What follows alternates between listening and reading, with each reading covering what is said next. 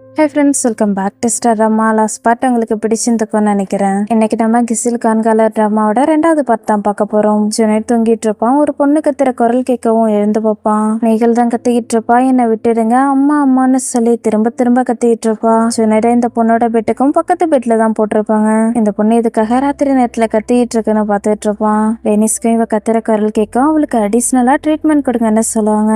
Okay, நான் போயிட்டு கொடுக்குறேன்னு சொல்லிட்டு நர்ஸ் கிளம்புவாங்க. நீகள் அம்மா அம்மான்னு சொல்லி திரும்ப திரும்ப கத்திட்டு இருப்பா. ஜுனைட் எழுந்து முன்னாடி வருவான். நீ யாருன்னு கேப்பா. ஆனா ஜுனைட் எந்த ஒரு பதில சொல்லாம இவளுக்கு முன்னாடி வந்துகிட்டே இருப்பான். நான் சொல்றத கேளு, வேணாம் முன்னாடி வராதுன்னு சொல்லி பயந்துட்டு இருப்பா. ஜுனைட் சொல்றத கேட்க மாட்டான். முறைச்சு இவளையே பார்த்துட்டு இருப்பான். டாக்டர் நர்ஸும் ஃபாஸ்டா வருவாங்க. நீகள் தூங்கிட்டு இருக்கத பார்த்து ஷாக் ஆயிடுவாங்க. இப்பதானே கத்திட்டு இருந்தா, அதுக்குள்ள எப்படி தூங்கினானு பக்கத்துல வந்து பார்ப்பாங்க. இவங்களால சுத்தமா நம்ப முடியாது. ஜுனைட பார்ப்பாங்க. அவன் பாட்டுக்கு உட்காந்துருப்பான். அப்பா அம்மா செனப் 3 பேரையும் ஆரிஃப் ஒரு வீட்டுக்கு கூட்டு வருவாரு. ஏற்கனவே ஒரு மோட்டல் அவரோட குடும்பத்தோட இந்த வீட்டுல தங்கியிருந்தாரு.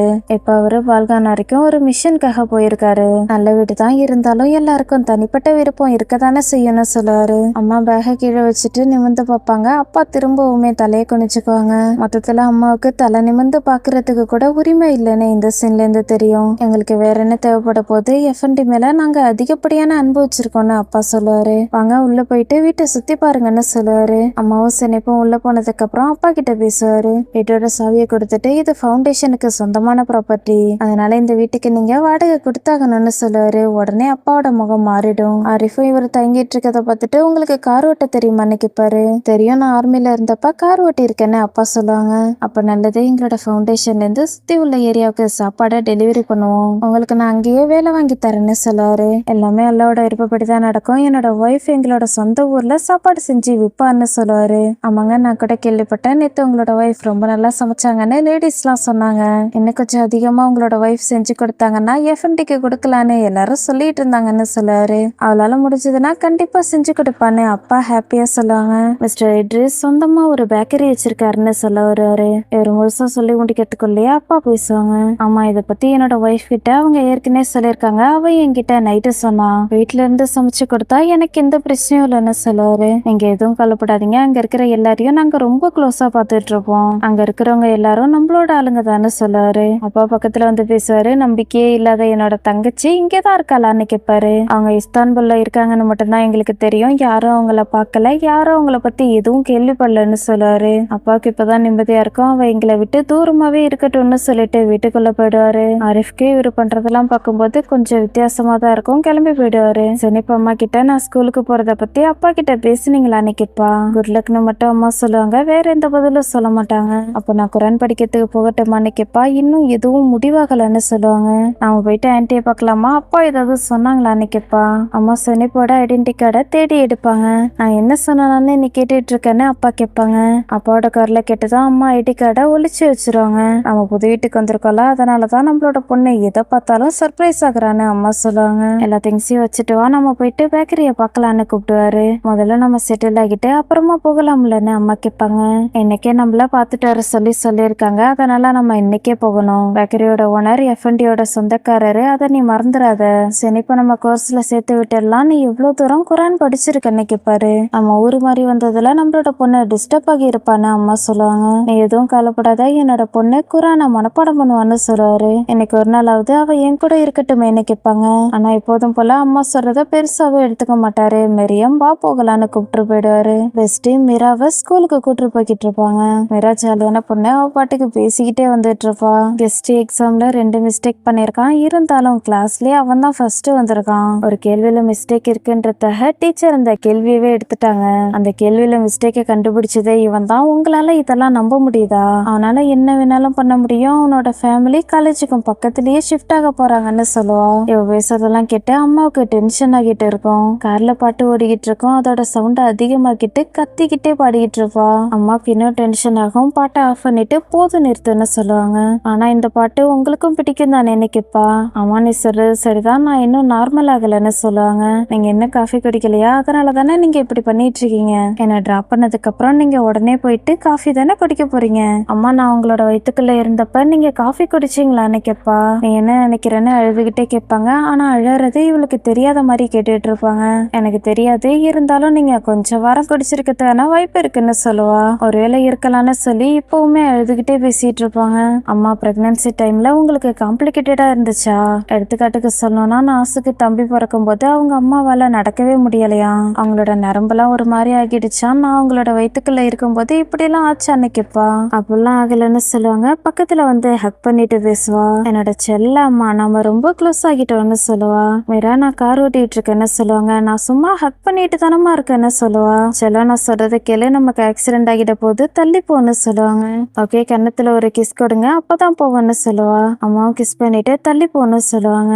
ஆனா மீரா மேல இவங்களுக்கு பாசம் இருக்கிற மாதிரியே தெரியாது. பயங்கர டிப்ரெஷன்ல இருப்பாங்க. நான் இதுக்கப்புறம் இந்த ஒரு எக்ஸாமும் எழுத மாட்டேன், அவரு பாக்கட்டும்னு சொல்லுவா. யாருன்னு கேட்பாங்க. அப்பா தான்னு சொல்லுவா. மீரா, என்ன இப்படி பேசிட்டு இருக்க? உன்னோட அப்பா உனக்கு எல்லாமே பெஸ்டா இருக்கணும்னு தான் நினைப்பாருன்னு சொல்லுவாங்க. ஆக்சுவலி மீரா மேல அப்பாவுக்கு தான் அதிகப்படியான பாசம் இருக்கும், அது அம்மாவுக்கும் தெரியும். அதனாலதான் இப்படி பேசுவாங்க. அவர் என்னோட நல்லதுக்காக எதுவுமே பண்ண மாட்டாரு. நேத்து நைட் உங்களை கூட அழ வச்சுட்டாரு தானேன்னு சோகமா பேசிட்டு இருப்பா. மீரா, நேத்து நாங்க பேசிட்டு இருந்ததை நீ கேட்டியான்னு கேட்பாங்க. இல்ல, நீங்க அழுதுகிட்டு இருந்த சத்தம் மட்டும்தான் எனக்கு கேட்டுச்சுன்னு சொல்லுவா. மீரா, இது உன்னோட அப்பாவுக்கும் எனக்கும் நடுவுல உள்ளது, உனக்கும் இதுக்கும் எந்த ஒரு சம்மந்தமும் இல்லைன்னு சொல்லுவாங்க. நீங்க டிவோர்ஸ் பண்ணீங்கன்னா நான் உங்க கூட தான் இருப்பேன்னு சொல்லுவா. மீரா, நீ என்ன சொல்லிட்டு இருக்கேன்னு கேட்பாங்க. நான் உண்மையை தான் சொல்லிட்டு இருக்கேன்னு சொல்லுவா. மீரா, உன்னோட அப்பா உன் மேல அதிகப்படியான பாசம் வச்சிருக்காரு, நீ இப்படிலாம் பேசிட்டு இருக்காதுன்னு சொல்லுவாங்க. அவர் அவரோட பேஷண்ட்டை தவிர வேற யாரையுமே லவ் பண்ண மாட்டாரு. அப்புறம் நான் ஃபியூச்சர்ல கல்யாணம் கூட பண்ணிக்க மாட்டேன், வாழ்க்கை மொத்தமும் உங்க கூடவே இருப்பேன், உங்களை நான் ரொம்ப லவ் பண்றேன்னு சொல்லுவா. மீரா, நானும் உன்னை ரொம்ப லவ் பண்றேன், கிட்ட வான்னு சொல்லி ஹக் பண்ணிப்பாங்க. மீராவுக்கு ஹாப்பியா இருக்கும், ஆனா அம்மாவுக்கு ரொம்ப கஷ்டமா இருக்கும், அழுதுகிட்டே இருப்பாங்க. ஓகே, நீ சீக்கிரமா கிளம்புன்னு சொல்லுவாங்க. வெளில போனதுக்கு அப்புறம் டாட்டா சொல்லிட்டு அம்மாவுக்கு ஃபிளைங் கிஸ் கொடுப்பா. அம்மாவும் ஃபிளைங் கிஸ் கொடுப்பாங்க. அவ போனதுக்கு அப்புறம் தேம்பி தேம்பி அழுதுட்டு இருப்பாங்க. கால் வரவும் அட்டன் பண்ணி பேசுவாங்க. நேத்து என்னால காலை அட்டன் பண்ண முடியல, என்னை மன்னிச்சிருங்கன்னு சொல்லுவாங்க. அந்த பக்கத்துல இருந்து யாரு பேசுறாங்கன்னு தெரியாது. அம்மா இங்கிலீஷ்லயே பதில் சொல்லிட்டு இருப்பாங்க. இல்ல, இந்த ஒரு பிரச்சனையும் இல்ல, இது வரைக்கும் நான் என்னோட முடிவை மாத்திக்கல, இப்போதைக்கு நான் என்னோட டாக்குமெண்ட்ஸ்க்காக மட்டும்தான் வெயிட் பண்ணிட்டு இருக்கேன், நீ எதுவும் கவலைப்படாதன்னு சொல்லுவாங்க. டாக்டர் ஜுனைட பக்கத்துல வருவாரு. ஜுனைட் நீகல் கிட்ட பேசிட்டு இருப்பான். ஜுனைட், நீ நல்லா ரெஸ்ட் எடுத்துருப்பேன்னு நினைக்கிறேன், வா போகலான்னு கூப்பிட்டுவாரு. ஜுனைடு இவரோட ஆபீஸ்க்கு வருவான். குனைட், நீ இப்ப எப்படி இருக்கன்னு கேட்பாரு. நான் நல்லா இருக்கேன், என்ன ஜுனைடுன்னு கூப்பிட்டுங்கன்னு சொல்லுவான். ஆமாப்பா, என்ன மன்னிச்சிரு, உன்னோட பேரு ஜுனைடு தானே? என்னோட பேரு லெவன்ட்னு சொல்லுவாரு. அந்த பொண்ணை விட்டுருங்கன்னு சொல்லுவான். டாக்டருக்கு இவன் என்ன சொல்றான்னு சுத்தமாவே புரியாது. எந்த பொண்ணுன்னு கேட்பாரு. அந்த ரூம்ல இருந்துச்சுல, அந்த பொண்ணு தான் சொல்றேன், அந்த பொண்ணுக்கு கூட அடிபட்டிருக்கேன்னு சொல்லுவான். நீ நீகளை பத்தி சொல்றியான்னு கேட்பாரு. அந்த பொண்ணு உண்மைக்கும் ஒரு அடி பக்கத்துல இருக்கான்னு சொல்லுவான். தன்னை காயப்படுத்திக்கிறது உண்மைக்கும் பக்கத்துல போறதான்னு கேட்பாரு. சூசைட் பண்ணிக்கணும்னு நினைக்கிறது ஒரு மிகப்பெரிய சமாதானம், அதால மட்டும்தான் சில கடுமையான இரவுகளை கடந்து வர முடியும்னு சொல்லுவான். இன்ட்ரெஸ்டிங்கா இருக்கு, நீ சொன்ன மாதிரியே பிரெஞ்சு பிலாசபர் ஒருத்தரும் சொல்லியிருக்காருன்னு சொல்லுவாரு. நான் அவரோட வார்த்தையை தான் சொன்னேன்னு சொல்லுவான். ஓகேப்பா, ஆனா அவரு சொன்னதுதான் சரின்னு நீயும் நினைக்கிறியான்னு கேட்பாரு. என்னதான் அவர் சொல்றதுல ஓரளவுக்கு உண்மை இருந்தாலும் சாவோட பயம் தான் மக்களை வாழ வைக்கும். சாவோட பயம் மட்டும் இல்லைன்னா நமக்கு வாழணும்ன்ற எண்ணமே இல்லாம போயிடும். ஆனா அந்த பொண்ணு தற்கொலையோட பவரை தப்பா புரிஞ்சிட்டு இருக்கா. சூசைட் ஒன்னும் ஃபோர்ஸ் கிடையாது, தன்னைத்தானே என்ன வேணாலும் பண்ணிக்கிறதுக்கு. ஏன்னா சாவுன்றது கடைசியா வரணும், அது வரைக்கும் அதோட பயம் நமக்குள்ள இருந்துகிட்டே இருக்கணும்னு சொல்லுவான். அப்ப இந்த காரணத்தால நீகள் தன்னைத்தானே கொண்டுக்குவான்னு சொல்றியான்னு கேட்பாரு. சாவுன்றது எப்படி வேணாலும் வரலாம், நீங்க கார் ஓட்டிட்டு போகும்போது கூட இது மாதிரி நடக்கிறதுக்கான வாய்ப்பு இருக்குன்னு சொல்லுவான். ஓகே, சூசைடையும் ஆக்சிடென்ட்டையும் நம்மளால கம்பேர் பண்ண முடியுமான்னு கேட்பாரு. ஒருத்தன் 200 கிலோமீட்டர் வேகத்துல பைக்ல போய்கிட்டு இருக்கான்னு வச்சுப்போம். ஆனா சில நேரத்துல அவனுக்கு என்ன வேணாலும் நடக்கிறதுக்கான வாய்ப்பு இருக்கு. ஒருவேளை ஆக்சிடென்ட் ஆகிடுச்சுன்னா எனக்கு சாவை கண்டு பயம் இல்லைன்னு சொல்ல முடியுமா? சாவோட போராடிட்டு இருக்கவங்களுக்கு எப்பவுமே டேஞ்சர் உள்ளுக்குள்ளேயே இருக்கும்னு சொல்லுவான். ஓகே, நேத்து நைட் அந்த ஆர்ச் மேல நின்னையில நீ என்ன டான்ஸரா, எதுக்காக அங்க நின்னுட்டு இருந்தேன்னு கேட்பாரு. நாங்க என்ன பண்ணிட்டு இருந்தேன்னு உங்களால எப்பவுமே புரிஞ்சுக்க முடியாதுன்னு சொல்லுவான். உன்னால புரிஞ்சுக்க முடியுதான்னு கேட்பாரு. என்னால புரிஞ்சுக்க முடியுதுன்னு சொல்லுவான். இதே மாதிரியே நீ அதிகப்படியான அனுபவிச்சிருக்கவங்களுக்கோ இல்ல உன்னோட பேரண்ட்ஸுக்கோ ஏதாவது ஆனிச்சுன்னா நீ கவலைப்பட்டிருப்பியான்னு கேட்பாரு. எவ்வளவு நேரம் இவர் கேட்ட எல்லா கேள்விக்கும் டக்கு டக்குன்னு பதில் சொல்லிருப்பான். ஆனா இப்ப கொஞ்சம் பொறுமையா தான் பேச ஆரம்பிப்பான். மனுஷங்க, அதாவது இந்த பொண்ணு தனியா இருக்கணும்னு நினைச்சானா அவகிட்ட இருக்கிற எல்லாத்தையுமே அவ விட்டாகணும்னு சொல்லுவான். ஆனா மனுஷங்க தனக்கு பிடிச்சவங்க தன்னை விட்டு போகவே கூடாதுன்னு தானே நினைப்பாங்க. இதனால நமக்கு பிடிச்சவங்க நம்மள நினைச்சு கவலைப்படுவாங்கன்னு நமக்கு தெரிய வரும். எடுத்துக்காட்டுக்கு சொல்லணும்னா, இதனால நீகளுக்கு மட்டும் பிரச்சனை வரல, நீங்களோட அம்மா கிட்ட உன்னால இதை சொல்ல முடியுமா, உங்களோட பொண்ணு உண்மையை தேடி போனான்னு, அதனாலதான் இதே மாதிரி ஆக்சிடென்ட் ஆகிடுச்சுன்னு உன்னால அவங்க கிட்ட சொல்ல முடியுமான்னு கேட்பாரு. ஒருவேளை அவளோட அம்மா நீகளை நினைச்சு கவலைப்பட்டாங்கன்னா கண்டிப்பா இன்னைக்கே இதே மாதிரிலாம் நடந்திருக்காதுன்னு சொல்லுவான். நீகளுக்கு என்ன ஆகியிருக்குன்னு நீ நினைக்கிறேன்னு கேட்பாரு. அவளுக்கு அன்னைக்கு என்ன நடந்திருக்குன்னு உங்களுக்கு ரொம்பவே பர்ஃபெக்டா தெரியும். ஆனா நீங்க எதுவும் பண்ண மாட்டீங்க, நீங்க எதுவும் பண்ணணும்ன்ற அவசியமும் கிடையாதுன்னு சொல்லுவான். ஜுனைட் என்ன சொல்லிட்டு இருக்கான்னு டாக்டருக்கு சுத்தமாவே புரியாது. நீ என்ன சொல்லிட்டு இருக்கன்னு கேட்பாரு. குரான்ல உள்ள வார்த்தைகளை சொல்லிட்டு ஒருத்தவங்களால தாங்க முடியாத அளவுக்கு அல்லாஹ் கஷ்டத்தை கொடுக்க மாட்டாருன்னு சொல்லுவான். இதையே எங்களால பேஷண்ட் கிட்ட எக்ஸ்பிளைன் பண்ண முடிஞ்சா நல்லா தான் இருக்கும்னு சொல்லுவாரு. நீங்க எதுவும் கவலைப்படாதீங்க, நாங்க எக்ஸ்பிளைன் பண்ணிக்கிறோம்னு சொல்லுவான். ஒரு விக்டம் உன்னை பத்தி கம்ப்ளைண்ட் பண்ணிருக்காரு, அதனாலதான் நீங்க வந்திருக்கன்னு உனக்கு ஞாபகம் இருக்கா? நீ திடீர்னு அவரை அடிச்சிட்டேன்னு சொன்னாரு, இது உண்மையா? நீ பயந்துட்டியா அவரு உன்னை காயப்படுத்திடுவாருன்னு நீ நினைச்சியான்னு கேட்பாரு. ஜுனைட் ஒரு மாதிரி பதட்டமாக்கிட்டு இருப்பான். டாக்டர் இதை நோட் பண்ணுவாரு. அவர் டெவிலோட மொழியில பேசினாருன்னு சொல்லுவான். நீ என்ன சொல்லிட்டு இருக்க? அவரு அவரோட வேலையை பார்த்தேன்னு தானே சொன்னாருன்னு கேட்பாரு. டெவில் கூட அதோட வேலையை தான் பார்க்கணும்னு கத்தி சொல்லுவான். நீ அவரு கெட்டவர்னு தானே நினைக்கிற, அதனால தானே டெவில்ன்ற வார்த்தையை பயன்படுத்துறேன்னு கேட்பாரு. நான் ஒன்னும் அவரோட பாதையை தேர்ந்தெடுக்கல, அவரு தான் அவரோட பாதையை தேர்ந்தெடுத்தாரு. எங்களோட பாதைன்னு கத்தி எதையோ சொல்ல வருவான். நம்ம உன்னோட குடும்பத்தை பத்தி பேசலாம். உன்னோட அப்பாவும் அம்மாவும் கல்ட்டுல மீட் பண்ணாங்களான்னு கேட்பாரு. இதுக்கும் என்னோட அப்பா அம்மாவுக்கும் என்ன சம்பந்தம் இருக்குன்னு கேட்பான். ஒருவேளை குழந்தைங்க வயலன்ஸா நடந்துக்கிறது அவங்களோட பேரண்ட்ஸ் கிட்ட இருந்து கூட வரத்துக்கான வாய்ப்பு இருக்குன்னு சொல்லுவாரு. என்னோட அப்பா அம்மா 2 பேருக்கும் அப்ப எந்த ஒரு சம்பந்தமுமே கிடையாது.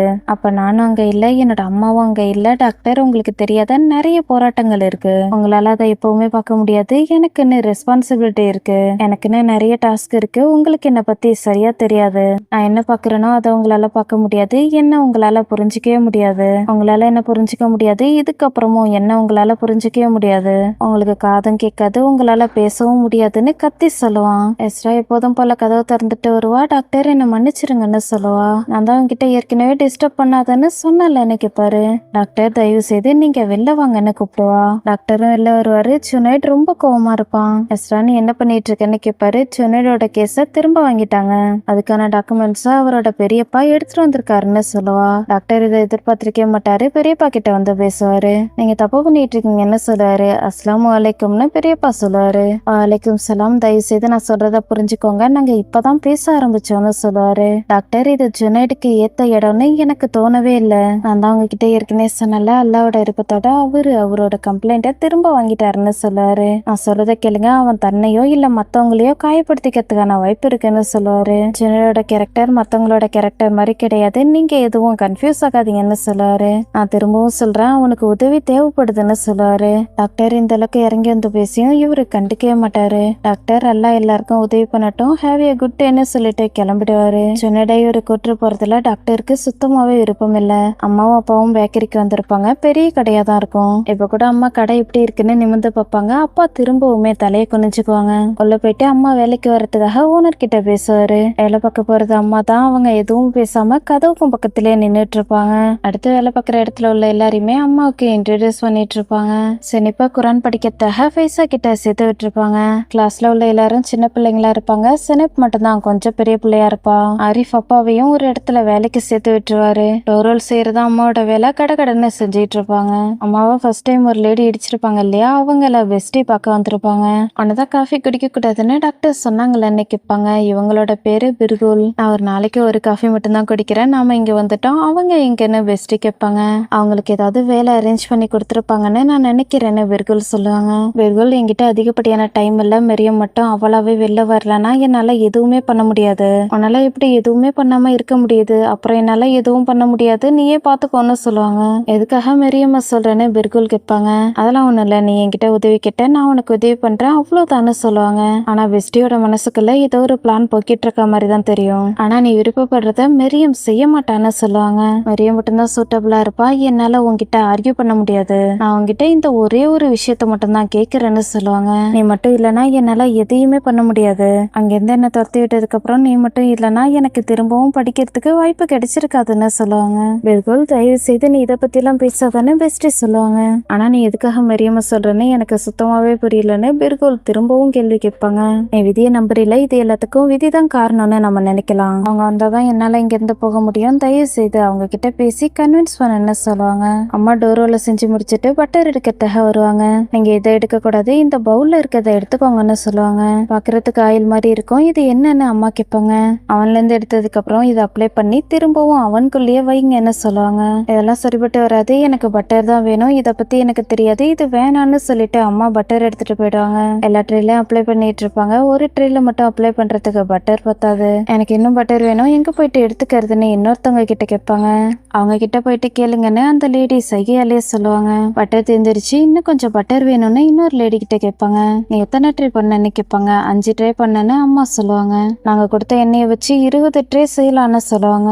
அது என்னன்னு எனக்கு தெரியல, அதனால அதை என்னால யூஸ் பண்ண முடியாதுன்னு அம்மா சொல்லுவாங்க. ஆனா எங்களுக்கு அதை பத்தி தெரியும்னு அந்த லேடி சொல்லுவாங்க. ஆனா எனக்கு அதை பத்தி தெரியாதுன்னு அம்மா சொல்லுவாங்க.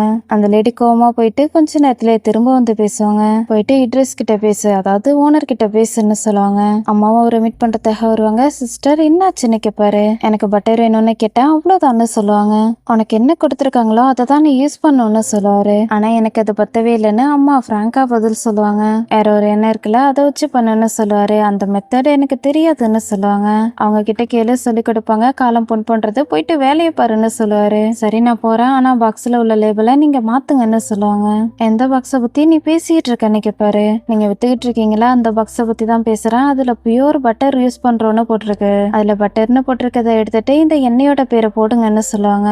அவர் பண்ற தப்ப அம்மா பொறுமையா தான் சொல்லியிருப்பாங்க. இருந்தாலும் அவருக்கு பயங்கரமா கோவம் வர ஆரம்பிச்சிரும். போதும், நீ பண்ண வரைக்கும் போதும், இதோட உன்னோட திங்ஸ் எல்லாத்தையும் பேக் பண்ணிட்டு இங்க இருந்து கிளம்பிடு, இல்லைன்னா நான் உன்னை ஏதாவது பண்ணிட்டு போறேன், பொண்ணா பிறந்துட்டு எனக்கே நீ பாடம் எடுக்கிறியான்னு கேட்டுட்டு போயிடுவாரு. இவர் பேசினதெல்லாம் கேட்கும்போது அம்மாவுக்கு ரொம்ப கஷ்டமா இருக்கும். மொத்தத்துல அப்பாவை பொறுத்த வரைக்கும், இவரை பொறுத்த வரைக்கும் பொண்ணுங்க எதிர்த்து பேசவே கூடாது. என்ன பிரகாஷ் சொன்னா, பொண்ணுங்க பேசவே கூடாது, நிமிந்து பார்க்கவே கூடாது. ரியாலிட்டிலயும் நிறைய பேர் பொண்ணுங்களை இப்படித்தான் அடிமையா வச்சிருக்கணும்னு நினைக்கிறாங்க. பைசா எல்லார்கிட்டயும் ரொம்ப பாசமா பேசி கிளாஸ் எடுத்துக்கிட்டு இருப்பாங்க.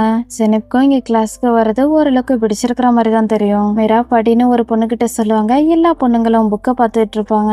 ஒரு பொண்ணு மட்டும் ஜன்னல் வழியா பார்த்துட்டு ஜுனைட் வந்தாச்சுன்னு சொல்லுவா. ஜுனைட பக்கத்துல ஜன்னல் கிட்ட ஓடி போவா. இன்னும் 2 பசங்களும் கூட போவாங்க. பைசாவுக்கு இதனால பயங்கரமா கோவம் வரும். அவளோட இன்னொரு முகம் இப்பதான் தெரிய வரும். மீரான்னு ஒரு பொண்ணை குரான் படிக்க சொல்லிருப்பா இல்லையா, அந்த பொண்ணை கண்ணத்திலேயே அரைஞ்சிருவா. குரான் படிச்சுட்டு இருக்கும்போது, என்ன தைரியம் இருந்தா நீ பாட்டுக்கு வந்துருப்ப, என்னோட பர்மிஷன் இல்லாம உங்களெல்லாம் யாரு வர சொன்னா உடனே போயிட்டு உங்களோட இடத்துல உட்காருங்க. நீங்க எதுக்காக ஜுனைட பத்தி கேர் பண்ணிட்டு இருக்கீங்க, எதுக்காக இப்படிலாம் பண்ணிட்டு இருக்கீங்க? ஜுனைடுக்கும் உங்களுக்கும் ஒரே வயசாகுதா என்ன, கொஞ்சம் கூட மேனஸே இல்லாம நடந்துக்கிறீங்க.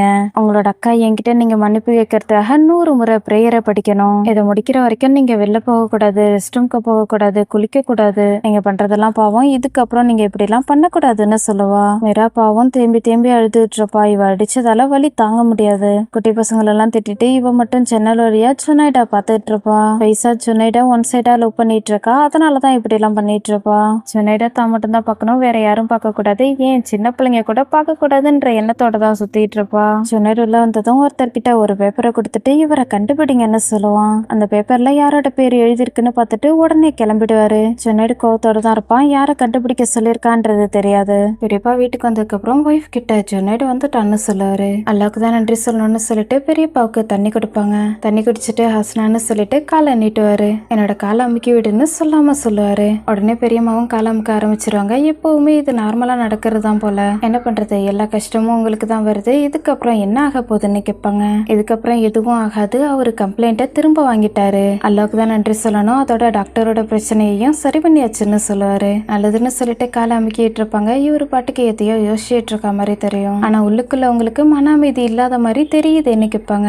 நீ கரெக்டா கண்டுபிடிச்சிட்ட, ஒரு டாக்டர் இருக்காரு, அவரு நல்ல வார்த்தை சொல்லவே இல்லைன்னு சொல்லுவாரு. என்ன சொல்றீங்க, ஜுனைட பத்தி அவர் அப்படி சொன்னாருன்னு கேட்பாங்க. ஆமா, அவரு கொஞ்சம் வருத்தமா இருக்கிற மாதிரி தெரிஞ்சது, ஆனா அதெல்லாம் நீ கண்டுக்காத, அவருக்கு நம்மளை பத்தி தெரியாது, அவரோட மனசு பூட்டி கிடக்கு, அல்லாவோட இருப்பத்தோட எஃப்என்டி சரியான முடிவை தான் எடுப்பாருன்னு சொல்லுவாரு. அப்ப நீங்க எதை நினைச்சு கவலைப்படாதீங்க, அமைதியா இருங்கன்னு சொல்லிட்டு காலை அமுக்கிட்டு இருப்பாங்க. பொது வீடுன்னு சொல்லிட்டு பக்கத்துல வந்து பேசுவாரு. எஃப்என்டி என்ன சொன்னாருன்னா, ஜுனைடுக்கு கல்யாணம் பண்ணி வைக்கிறது தான் சரியான முடிவா இருக்குன்னு சொன்னாருன்னு சொல்லுவாரு. எல்லாம் நல்லபடியா நடந்தா சந்தோஷம் தானே ஒய்ஃப் சொல்லுவாங்க. டாக்டர் அவரோட நோட்ல எழுதின எல்லாத்தையும் பார்த்துட்டு இருப்பாரு. எஸ்ரா வந்து பேசுவா. நீகளா நான் உள்ள அனுப்பட்டுமான்னு கேட்பா.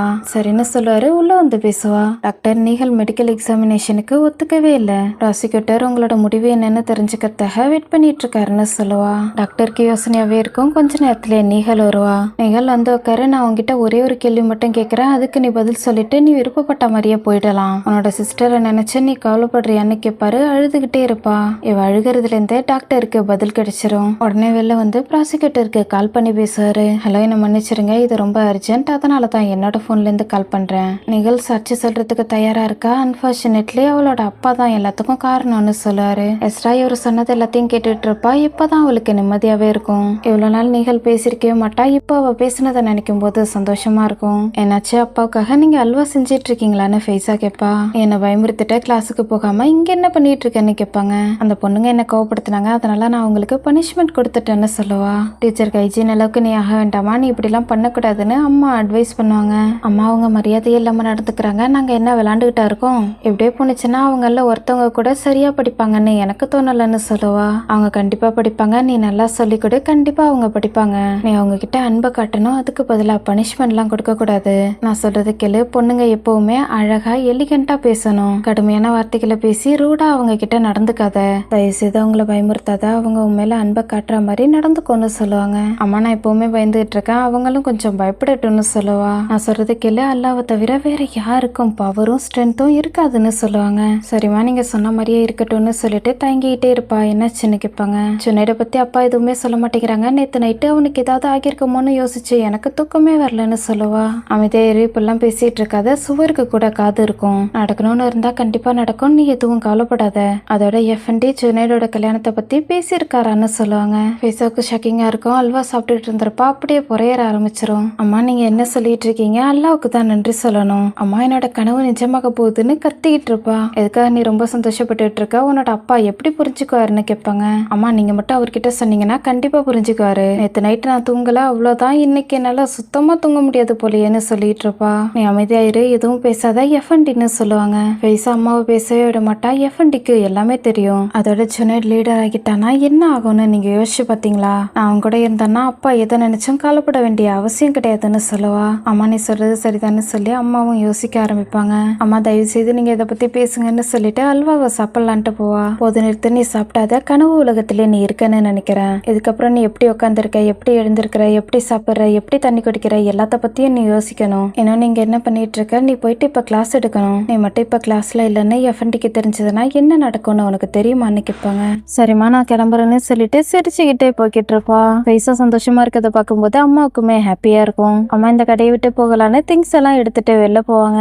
இட்ரிஸ் அங்க வேலை பார்க்குற ஒரு லேடி கிட்ட கோவமா பேசிட்டு இருப்பாரு. அந்த பொண்ணு முதல்ல இங்க இருந்து போக சொல்லுங்க, எல்லாரும் சொல்லுவாங்கல்ல நீங்க நல்லது செய்யாதீங்க, ஒருவேளை நீங்க நல்லது செய்யாம இருந்தீங்கன்னா கூட உங்களுக்கு கெட்டது வந்து சேராதுன்னு சொல்லுவாங்கல்ல, அது உண்மைதான். இஸ்தான்புல்ல பத்தி தெரியல, எப்படி வேலை பார்க்கணும்னு கூட சுத்தமா தெரியல, எஃப்என்டி அவங்களோட பொண்ணை செலக்ட் பண்ணிருக்காருன்றதாக எல்லாமே சரிபட்டு வரும்னு சொல்ல முடியாது. பாக்குறேன் இது எல்லாமே ஒர்க் அவுட் ஆகுதான்னு நானும் பாக்குறேன். இந்த பொண்ணு எப்படி நடந்துக்குதுன்னு பாத்தியா, இஸ்தான்புல்ல பத்தி இவங்களுக்கு சுத்தமாவே தெரியல, அவங்களோட பொண்ணுக்கு கல்யாணம் ஆனதுக்கு அப்புறம் தான் அங்க உள்ளவங்களோட பிஹேவியர் எப்படி மாறுதுன்றது இவங்களுக்கு தெரிய வரும்னு சொல்லுவாரு. செனப்கே கல்யாணம் பண்ணி வைக்கிறதுக்காக தான் ஹஸ்பண்ட் இங்க கூட்டு வந்திருக்காருன்னு அம்மாவுக்கு இப்பதான் தெரியும். நெஞ்சு வலிக்கிற மாதிரி ஆயிடும். செனிப்னு சொல்லிட்டு இருப்பாங்க. இப்போ ஒரு பிளாஷ்பேக்கை யோசிச்சு பார்ப்பாங்க. இவங்களோட கல்யாணத்தை போய் எல்லாருமே பேசிட்டு இருப்பாங்க. இந்த பொண்ணோட பேரண்ட்ஸ் டிராக்டர் ஆக்சிடென்ட்ல இறந்துட்டாங்க. ஆமா இந்த பொண்ணுக்கு எத்தனை வயசுன்னு கேட்பாங்க. 14 வயசு இருக்கும்னு நினைக்கிறேன், அதனாலதான் இப்பவே கல்யாணம் பண்ணி வைக்கிறாங்கன்னு சொல்லுவாங்க. ஒரு லேடி வந்து முகத்துல இருக்கிற துணியை எடுத்து விடுவாங்க. பாக்குறதுக்கு ரொம்ப அழகா இருக்க, எப்பவுமே சந்தோஷமா இருக்கணும்னு சொல்லுவாங்க. அம்மாவுக்கு வேற சாய்ஸ் இல்லைன்றதாலதான் இவரை கல்யாணம் பண்ணி இருந்திருக்காங்க. நெக்ஸ்ட் சீன்ல பெர்குல் சொன்ன ஸ்கூலுக்கு வருவாங்க. பெர்குல் ஸ்கூல்ல தான் ஒர்க் பண்ணிட்டு இருப்பாங்க. மெரியம்மை பார்த்ததும் சந்தோஷமா வந்து ஹக் பண்ணிப்பாங்க. எவ்வளவு நேரம் அழுகையை கண்ட்ரோல் பண்ணிட்டு வந்திருப்பாங்க. பெர்குல பார்த்ததுமே ரொம்ப அழ ஆரம்பிச்சிருவாங்க. மெரியம் நீ வந்துட்டியா, என்னாச்சு உனக்கு, வா போகலான்னு கூட்டு போவாங்க. நான் செனிப்பை ரொம்ப மிஸ் பண்றேன், நீ அவளையும் கூட்டு வந்திருந்தேன்னா ரொம்ப நல்லா இருந்திருக்கும்னு சொல்லுவாங்க. அவளும் அவளோட ஆன்ட்டியை ரொம்ப மிஸ் பண்றா, நைம் ஒத்துக்க மாட்டேங்கிறாரு, என்ன பண்றது, இப்ப குரான் படிக்கிறதுக்காக கிளாஸ்ல ஜாயின் பண்ணிருக்கான்னு சொல்லுவாங்க. அவரோட பேரை மட்டும் என்கிட்ட சொல்லாத, செனிப் எப்படி இருக்கான்னு கேட்பாங்க. நல்லா இருக்கா, அவளால என்ன பண்ண முடியும், நிலநடுக்கத்தால அஃபெக்ட் ஆகிட்டான்னு சொல்லுவாங்க. என்ன பண்றது, குழந்தையால இது எதையுமே தாங்கிக்க முடியாது, நம்மளாலே இது எல்லாத்தையும் தாங்கிக்க முடியாது, மிச்சம் இருக்கிற எல்லாரும் நல்லா இருக்கணும்னு சொல்லி ப்ரே பண்ணுவாங்க. இஸ்தான்புலுக்கு வந்ததை நினைச்சு அவ ரொம்ப சந்தோஷமா இருக்கா. ஒருவேளை அவளால இங்க வந்து படிக்க முடிஞ்சா நல்லா இருக்கும்னு சொல்லுவாங்க. நீ ஐடி கார்டை எடுத்துட்டு வந்திருக்கியான்னு பெர்குல் கேட்பாங்க. அம்மா நான் எடுத்துட்டு வந்திருக்கேன், ஆனா எதுக்காக நீ இப்படி எல்லாம் கேட்டுட்டு இருக்க, ஆக்சுவலி நான் உன்னை மீட் பண்ணணும்னு நினைக்க கூட இல்ல, நான் போய் சொல்ல மாட்டேன், நம்ம 2 பேரும் மீட் பண்றதுல நைமுக்கு சுத்தமாவே விருப்பம் இல்ல, என்னோட காலுக்கும் கீழே உள்ள தர காணாம போன மாதிரி ஆகிடுச்சு, நான் எப்படி வந்தேன்னு எனக்கு சுத்தமாவே தெரியலன்னு சொல்லுவாங்க. நீ வருத்தப்படணும்ன்ற அவசியம் கிடையாது, அது எல்லாமே உண்மையா இருக்கிறதுக்கான வாய்ப்பு இல்லைன்னு சொல்லுவாங்க. அம்மா பெர்குல் சொல்றத நம்பவே மாட்டாங்க. பெர்குல் அவங்க என்னோட பொண்ணை செலக்ட் பண்ணிருக்காங்கன்னு அவரு சொன்னாரு, என்னோட விதி எப்படி இருந்துச்சோ அதே மாதிரியே என்னோட பொண்ணோட விதியும் இருக்கக்கூடாதுன்னு சொல்லி ஃபீல் பண்ணிட்டு இருப்பாங்க. யாருக்கு கொடுக்க போறாங்க, நீ என்ன பண்ண போறன்னு கேட்டா எல்லாத்துக்குமே தலையாட்டுவாங்க. மரியம் நீ எதுவும் கவலைப்படாத, செனிப் ரொம்ப ஸ்மார்ட்டான பொண்ணு, ஒரு கதவு முடிச்சுன்னா கண்டிப்பா எல்லா கதவும் திறக்கும்னு சொல்லி சொல்லி மோட்டிவேட் பண்ண ட்ரை பண்ணுவாங்க. அம்மா கிட்ட சுத்தமா நம்பிக்கை இருக்காது, எந்த ஒரு கதவும் திறக்காதுன்னு சொல்லுவாங்க. மரியம் இந்த சுச்சுவேஷனை பார்த்தா உனக்கு தெரியலையா, செனிப் ஸ்மார்ட்டான பொண்ணு, அவ மட்டும் படிக்க போனானா உன்னையும் பாத்துக்குவா அவளையும் பாத்துக்குவா. ஆனா அந்த மோட்டல்ஸ் இருக்காங்களே எப்பவுமே செனிப் படிக்கிறதுக்கு ஒத்துக்கவே மாட்டாங்க. அவங்க நினைச்சாங்கன்னா எந்த வயசுல வேணாலும் கல்யாணம் பண்ணி வைப்பாங்க. நீ போயிட்டு அவங்கள பத்தி கம்ப்ளைண்ட் பண்ணுன்னு சொல்லுவாங்க. ஆனா இப்படி எல்லாம் பண்ணா எஃப்என்டி கஷ்டப்படுவாருன்னு அம்மா சொல்லுவாங்க.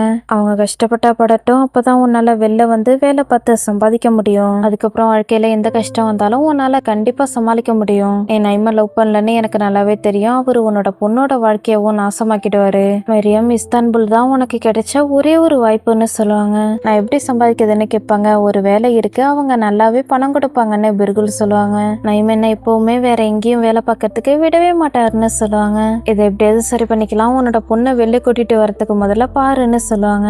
இந்த மாதிரி சுச்சுவேஷன்ல நான் எங்க போறதுன்னு கேட்பாங்க. நான் உன்னை வேலை பார்க்க சொல்றல, அங்க உள்ளவங்க உனக்கு உதவி பண்ணுவாங்க, உன்னோட பொண்ணை படிக்க வைப்பாங்க, நீ பணத்தை நினைச்சு கவலையப்பட வேணாம்னு சொல்லுவாங்க. அவங்க யாருன்னு அம்மா கேட்பாங்க. இதோட இந்த பார்ட் முடியுது. ஆக்சுவலி துர்கிஷ் ட்ராமால சப்டைட்டில் பர்ஃபெக்டா இருக்காது. பெரியப்பான்னு சொல்லிட்டு இருக்க இல்லையா, அவரோட தம்பியோட பையன் தான் ஜுனைடுன்னு சொன்னாரு. நிறைய இடத்துல அங்கிள்னு தான் வரும். அதோட இவரோட பொண்ணு ஜுனைட லவ் பண்ணிட்டு இருக்கா. அதனால அடுத்த பார்ட்ல இருந்து அவர் அங்கிள்னு தான் சொல்லுவேன். நீங்க எதுவும் கன்ஃபியூஸ் ஆகாதீங்க. ஜுனைடுக்கும் சாடி ஹுடாய்க்கும் நடுவுல என்ன ரிலேஷன்ஷிப் இருக்குன்னு செக் பண்ணி பார்த்தேன். ஆனா இங்க தெரியுமே தெளிவான ஒரு பதில் கிடைக்கவே இல்லை. இந்த ட்ராமால அவரோட கேரக்டர் எப்படிப்பட்டதுன்னு மட்டும்தான் மென்ஷன் பண்ணியிருந்தாங்க. ஓகே, இந்த பார்ட் உங்களுக்கு பிடிச்சிருந்திருக்கும்னு நினைக்கிறேன். பிடிச்சிருந்தா மறக்காம லைக் அண்ட் சப்ஸ்கிரைப் பண்ணுங்க. நெக்ஸ்ட் எபிசோட்ல நான் உங்களை மீட் பண்றேன். Until then, bye. Thanks for watching.